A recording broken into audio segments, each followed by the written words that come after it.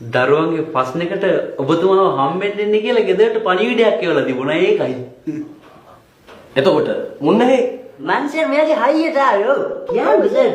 පණිවිඩේ වල තිබ්බේ මේ තාත්තට නම් ඔබතුමා එන්න ඕනේ නෑනේ. යන්න.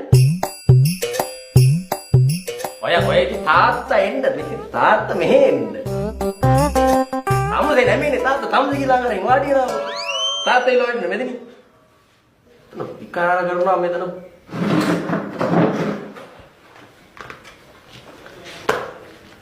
ළමයිගේ එක එක ප්‍රශ්න හින්දා මං දෙමව්පියෝ කීප දෙනෙකුටම පණිවිඩය යව ඇවිල්ලා මාව හම්බෙන්න කියලා.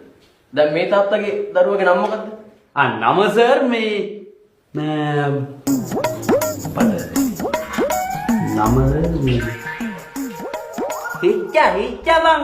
හිච්චානේ බං කොල්ලගේ නම.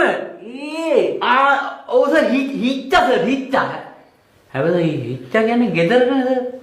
ඉස්කෝලේ කියන්නේ හුච්චා කියලා. ඔව්. ඈ? හුච්චා? ඔව් සර් මට ඇහුණා ගෑනිත් එක කියන පොඩි එකා. අම්මේ මට ඉස්කෝලේ යෝ කියන්නේ හුච්චා කියලා. මම අහන්නේ මේ ඉස්කෝලෙන් දාපු එක නම් නෙමෙයි. තමුන්ගේ දරුවගේ උප්පැන්නේ තියෙන නම මොකද්ද? උප්පැන්නේ නවතියා සර්. උප්පැන්නයක් තියනවද කියලාත් එයාටි. එතකොට තමුන්ගේ දරුවගේ නම තාත්තා දන්නේ නැහැ. දන්නේ නැහැ සර්. ගෑනිනේ සර් නම දැන් මේ වෙලාවේ මං එහෙදී නිච්චි නෑ සර් බීලට කොහොමද හරි දරුවා ඉන්නේ කීයේ පන්තියේද? දරුවා ඉන්නේ සර් මේ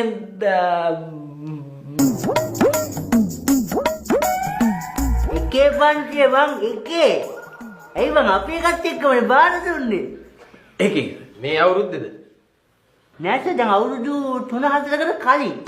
ඒවා මම අහන්නේ ලොකු සර් මේ අපි නිවාසාන්තර තරගේ මේ අවුරුද්දේ අවසානයේ දානවද නැත්නම් ලබන අවුරුද්දේ දානවද? හෙට්ටිගේස අපිට ඕක වෙන වෙලාවක ස්ටාෆ් මීටින් එකක් දාලා කතා කරගන්න පුළුවන් නේද? ඈ දැන් මෙතන මම මේ ප්‍රශ්නයක් විසඳන ගමන් ඉන්නේ. ඈ හෙට්ටිගේසට යන්නකෝ. ඈ යන්න. මෙහෙ මම කියන්නේ තමුන්ගේ දරුවා බාර දුන්නු පන්තිය නෙමෙයිනේ.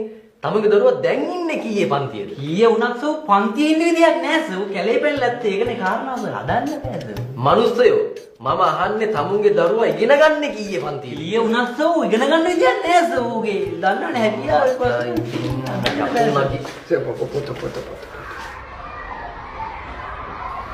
දරුවගේ නම දන්නෙත් නැත්තම් ඉන්න පන්තිය දන්නෙත් නැත්තම් මං කොහොමද තමුන්ට එන්න කියපු කාරණා මොකද්ද කියලා දන්නේ නැද්ද පොඩි ඔක්කොම කාරණාව දන්නවද මං කාරණාව දන්නවා. කාරණාව දන්න මොකද්ද?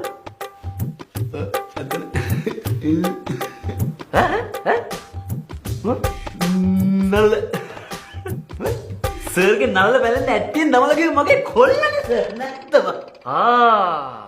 එතකොට මේ මගේ නලල බලපු වසවර්ති සුමුදුවගේ තාත්තද මේ?